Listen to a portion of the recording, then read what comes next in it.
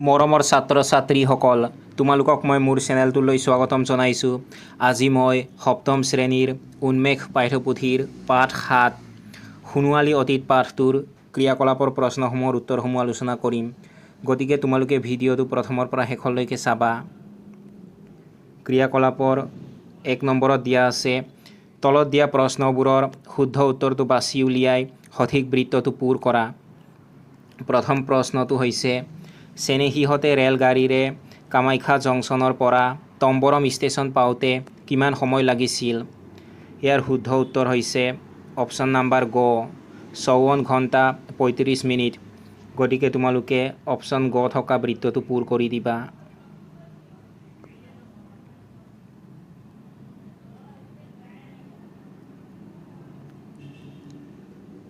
তাৰ পাছৰ প্ৰশ্নটো হৈছে, চিদাম্বৰম মন্দিৰৰ নটৰাজৰ মূৰ্তিটোত কি ধাতু অধিক পৰিমাণে মিহলি হৈ আছে? ইয়াৰ শুদ্ধ উত্তৰ হৈছে অপশ্যন নাম্বাৰ খ তাম। গতিকে তোমালোকে অপশ্যন খ থকা বৃত্তটো পূৰ কৰি দিবা। তাৰ পাছৰ প্ৰশ্নটো হৈছে, দেওবাৰে 21:30 বজাত তেওঁলোক তম্বৰম ৰেলৱে ষ্টেচনত উপস্থিত হ'লগৈ। সেই সময়ত 12 ঘণ্টীয়া ঘড়ীত কিমান বাজিছিল? ইয়াৰ শুদ্ধ উত্তৰ হৈছে অপশ্যন নাম্বাৰ খ 9:30 বাজিছিল। গতিকে তোমালোকে অপশ্যন খ থকা বৃত্তটো পূৰ কৰি দিবা।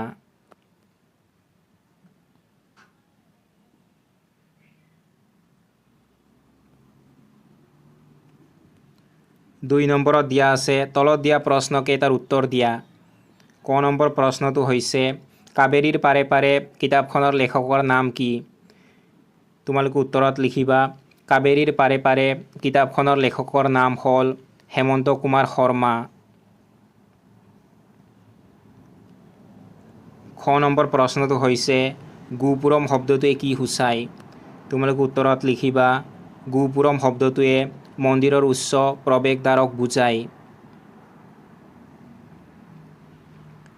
গ নম্বৰ প্ৰশ্নটো হৈছে, ব্ৰঞ্জ কি? ব্ৰঞ্জ কেনেকৈ তৈয়াৰ কৰে? তোমালোকে উত্তৰত লিখিবা, ব্ৰঞ্জ এবিধ মিশ্ৰিত ধাতু। ইয়াক প্ৰায় ৮৫% তাম আৰু 15% ৰাং মিহলি কৰি তৈয়াৰ কৰা হয়। ঘ নম্বৰ প্ৰশ্নটো হৈছে, নটৰাজ মূৰ্তিটো কি প্ৰযুক্তিৰে নিৰ্মাণ কৰিছিল? তোমালোকে উত্তৰত লিখিবা, নটৰাজ মূৰ্তিটো মম বিগলন পদ্ধতিৰে নিৰ্মাণ কৰা হৈছিল। ঙ নম্বৰ প্ৰশ্নটো হৈছে, বৈজ্ঞানিকসকলে নটৰাজ মূৰ্তিটোৰ বৈশিষ্ট্য কি বুলি ঠাৱৰ কৰিছে? তোমালোকে উত্তৰত লিখিবা, বৈজ্ঞানিকসকলৰ মতে নটৰাজৰ মূৰ্তিটোৰ ভৰিৰ বুঢ়া আঙুলিটোৱে ভূমি স্পৰ্শ কৰি আছে, যিটো ঠাই পৃথিৱীৰ চুম্বকীয় বিষুৱ ৰেখাৰ কেন্দ্ৰবিন্দু বুলি ঠাৱৰ কৰা হৈছে।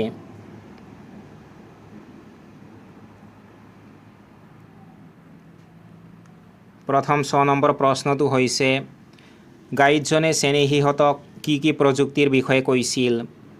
তোমালোকে উত্তৰত লিখিবা, গাইডজনে তেওঁলোকক দক্ষিণ ভাৰতৰ মন্দিৰ স্থাপত্যৰ দ্ৰাবিড়ীয় শৈলী এবং ধাতু শিল্পৰ মম বিগলন পদ্ধতিৰ বিষয়ে কৈছিল।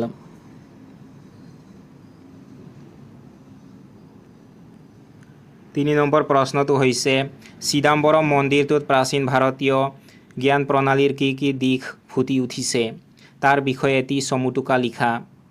তোমালোকে উত্তৰত লিখিবা, চিদাম্বৰমৰ নটৰাজ মন্দিৰ প্ৰাচীন ভাৰতীয় জ্ঞান প্ৰণালীৰ এক অনুপম নিদৰ্শন। ইয়াত প্ৰধানকৈ তিনিটা দিশ ফুটি উঠিছে, স্থাপত্য আৰু ভাস্কৰ্যবিদ্যা। দ্ৰাবিড় স্থাপত্য শৈলীৰ গোপুৰম আৰু মন্দিৰৰ নিখুঁত নিৰ্মাণ কাৰ্যই সেই সময়ৰ উন্নত কাৰিকৰী জ্ঞানৰ পৰিচয় দিয়ে। ধাতু বিজ্ঞান। মন্দিৰত থকা ব্ৰঞ্জৰ নটৰাজ মূৰ্তিটোৱে প্ৰমাণ কৰে যে প্ৰাচীন ভাৰতীয়সকল সংকৰ ধাতু প্ৰস্তুত কৰাত অতি নিপুণ আছিল। নিৰ্মাণ প্ৰযুক্তি। মম বিগলন পদ্ধতিৰ দৰে জটিল প্ৰযুক্তিৰ ব্যৱহাৰে তেওঁলোকৰ বৈজ্ঞানিক চিন্তা চৰ্চাৰ উচ্চ মানদণ্ড প্ৰদৰ্শন কৰে।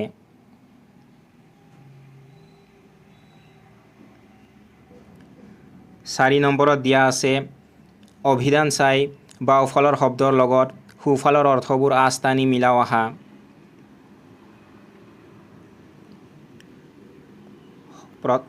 বাওঁফালে দিয়া আছে শব্দ, প্ৰথমতে দিয়া আছে স্থাপত্য। এইটো তোমালোকে সোঁফালে দিয়া গৃহ অট্টালিকা আদি নিৰ্মাণৰ শিল্প, এইটোৰ লগত মিলাই দিবা।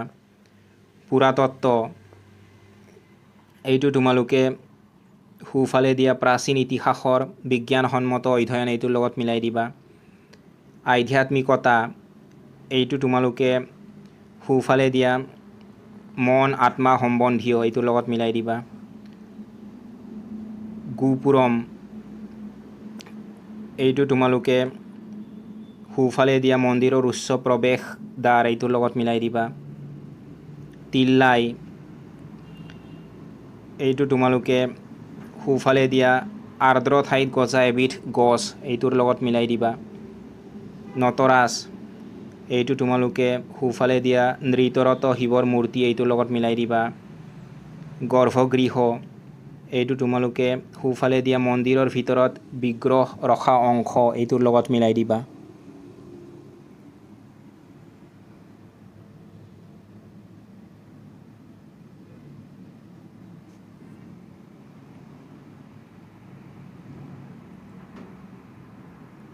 তাৰ পাছত এইফালে দিয়া আছে জানি থোৱা।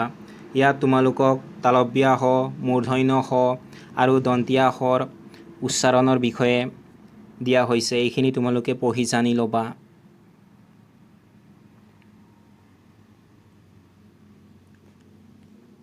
ঘ নম্বৰত দিয়া আছে তলত দিয়া শব্দবোৰ পঢ়া আৰু শব্দৰ আদিতে তালব্য শ, মূৰ্ধন্য শ, দন্তীয়া শ মুক্তভাৱে বা স্বৰচিহ্নযুক্ত হৈ থকা ব্যঞ্জনযুক্ত নোহোৱা শব্দবোৰ বাছি উলিয়াই তালব্য শ, মূৰ্ধন্য শ, দন্তীয়া শৰ উচ্চাৰণ শৰ দৰে, কোমল খৰ দৰে, প্ৰথম ছ দ্বিতীয় ছৰ দৰে হোৱা শব্দবোৰ তিনিটা ভাগত লিখা।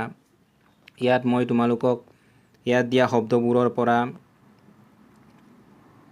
দন্তীয়া শৰ দৰে, কোমল খৰ দৰে, প্ৰথম ছ বা দ্বিতীয় ছৰ দৰে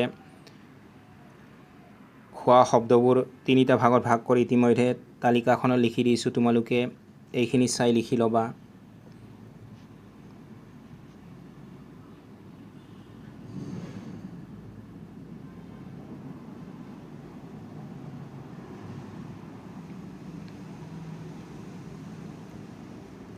সাত নম্বৰৰ ক নম্বৰত দিয়া আছে তলত দিয়া কবিতাৰ স্তৱক দুটা পঢ়োৱা হা। ইয়াত তোমালোকক কবিতাৰ দুটা স্তৱক দিয়া হৈছে, এই কবিতাটো তোমালোকে পঢ়ি ল'বা। এই কবিতাৰ ওপৰত তোমালোকক এটা প্ৰশ্ন দিয়া হৈছে খ নম্বৰত, ওপৰত দিয়া কবিতাৰ স্তৱক কেইটাত অনুপ্ৰাস অলংকাৰ কেনেকৈ ব্যৱহাৰ হৈছে লিখা। তোমালোকে উত্তৰত লিখিবা প্ৰথমটো স্তৱকত প্ৰথম ছ বৰ্ণটো বাৰে বাৰে ব্যৱহাৰ কৰা হৈছে। প্ৰতিটো শব্দৰ আৰম্ভণিতে প্ৰথম ছ ধ্বনিৰ পুনৰাবৃত্তি ঘটিছে, যাৰ ফলত এটা সুন্দৰ ছন্দৰ সৃষ্টি হৈছে। দ্বিতীয় স্তৱকত ল বৰ্ণটোৰ সঘন ব্যৱহাৰ দেখা গৈছে। ইয়াত প্ৰায় প্ৰতিটো শব্দতে ল আখৰটো ব্যৱহাৰ হৈছে। এইদৰে একেটা বৰ্ণৰে পুনৰাবৃত্তি ঘটাই ইয়াত অনুপ্ৰাস অলংকাৰৰ প্ৰয়োগ কৰা হৈছে। তাৰ পাছত দিয়া আছে জ্ঞান সম্প্ৰসাৰণ। 8 নম্বৰত দিয়া আছে তলত দিয়া ভাৰতীয় পুৰাতাত্ত্বিক জৰীপ বিভাগে জাৰি কৰা জাননীখন পঢ়ি সিপিটিৰ প্ৰশ্নকেইটাৰ উত্তৰ দিয়া। ইয়াত তোমালোকক এখন জাননী দিয়া হৈছে, এই জাননীখন তোমালোকে পঢ়ি জানি ল'বা আৰু এই জাননীৰ ওপৰত তোমালোকক কেইটামান প্ৰশ্ন দিয়া হৈছে।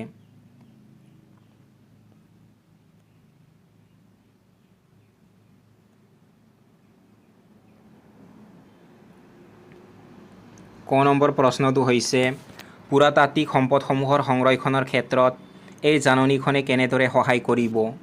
তোমালোক উত্তৰত লিখিবা এই জাননীখনে জনসাধাৰণক প্ৰত্নতাত্ত্বিক সম্পদসমূহৰ গুৰুত্বৰ বিষয়ে সজাগ কৰিব, লগতে এনে সম্পদ ধ্বংস বা বিকৃত কৰিলে হ'ব পৰা আইনী শাস্তিৰ বিষয়ে জনাই মানুহক এইবোৰ ক্ষতি কৰাৰ পৰা বিৰত ৰাখিব। খ নম্বৰ প্ৰশ্নটো হৈছে পুৰাতাত্ত্বিক সম্পদসমূহ আমি কিয় সংৰক্ষণ কৰিব লাগে। তোমালোকে উত্তৰত লিখিবা পুৰাতাত্ত্বিক সম্পদসমূহ আমাৰ ঐতিহ্য আৰু ইতিহাসৰ জীৱন্ত চানেকি এইবোৰে আমাৰ অতীতৰ সভ্যতা সংস্কৃতি আৰু পৰম্পৰাক প্ৰতিনিধিত্ব কৰে। ভৱিষ্যত প্ৰজন্মক নিজৰ পৰিচয় আৰু ইতিহাসৰ বিষয়ে জনাবলৈ আমি এইবোৰ সংৰক্ষণ কৰিব লাগে।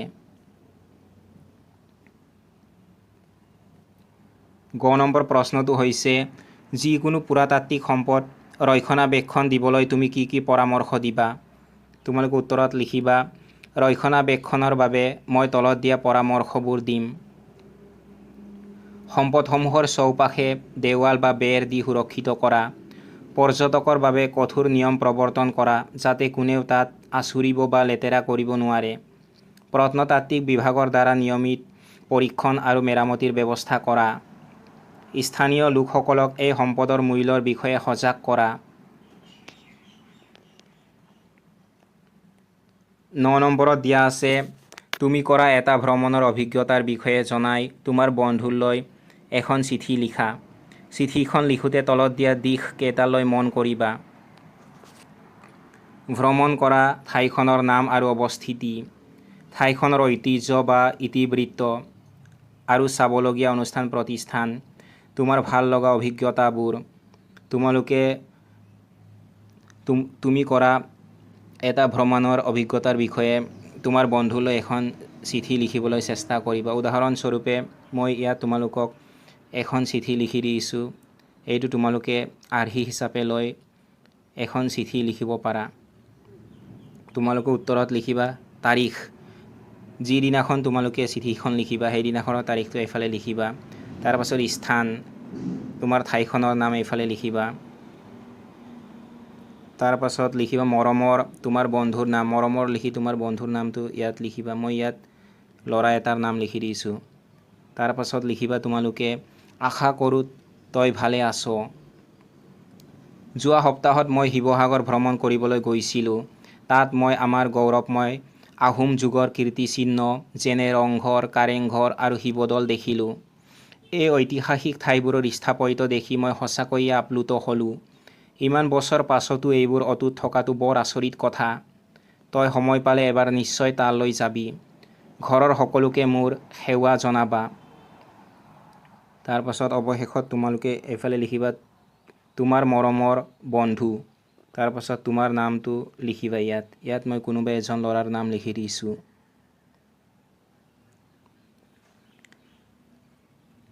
তাৰপাছত দিয়া আছে প্ৰকল্প। 10 নম্বৰত দিয়া আছে তুমি ভ্ৰমণ কৰা বা দেখা এখন ঠাইৰ পুৰণি বস্তু, গছ, স্মাৰক আদিৰ ছবি সংগ্ৰহ কৰি এখন বহীত আঠা লগাই এটা এলবাম প্ৰস্তুত কৰা। তোমালোকে তুমি ভ্ৰমণ কৰা দেখা এখন ঠাইৰ পুৰণি বস্তু, গছ, স্মাৰক এইবোৰৰ ছবি সংগ্ৰহ কৰি এখন বহীত আঠা লগাই এলবাম প্ৰস্তুত কৰিবলৈ চেষ্টা কৰিবা। উদাহৰণস্বৰূপে মই ইয়াত কেইখনমান ঠাই, কিছুমান স্মৃতি চিহ্ন সেইবোৰৰ ফটো সংগ্ৰহ কৰি মই তোমালোকক এখন এলবাম প্ৰস্তুত কৰি দিছোঁ। তোমালোকে এইখন চাই ল'বা।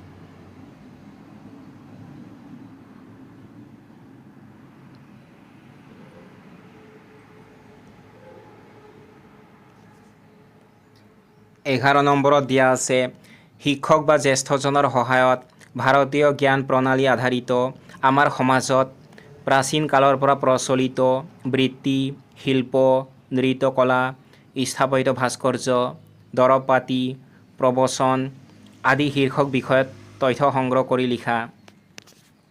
তোমালোকে তোমালোকৰ শিক্ষক বা জ্যেষ্ঠজনৰ সহায়ত ভাৰতীয় জ্ঞান প্ৰণালীৰ আধাৰিত আমাৰ সমাজত প্ৰাচীন কালৰ পৰা প্ৰচলিত বৃত্তি, শিল্প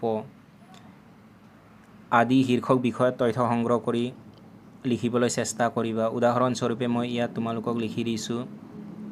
তোমালোকে উত্তৰত লিখিব পাৰা ভাৰতীয় জ্ঞান প্ৰণালী বৃত্তিৰ ভিতৰত কুমাৰ শিল্প, নৃত্যকলা, সত্ৰীয়া নৃত্য, স্থাপত্য, ৰংঘৰ, দৰৱ পাতি, আয়ুৰ্বেদিক ঔষধ, তুলসী, নিম আদিৰ ব্যৱহাৰ। প্ৰবচনত লিখিব পৰা ডাকৰ বচন যেনে অগ্নিৰ পুত্ৰ অগ্নি হোৱা, জুইৰ আছে নহয় পোৱা।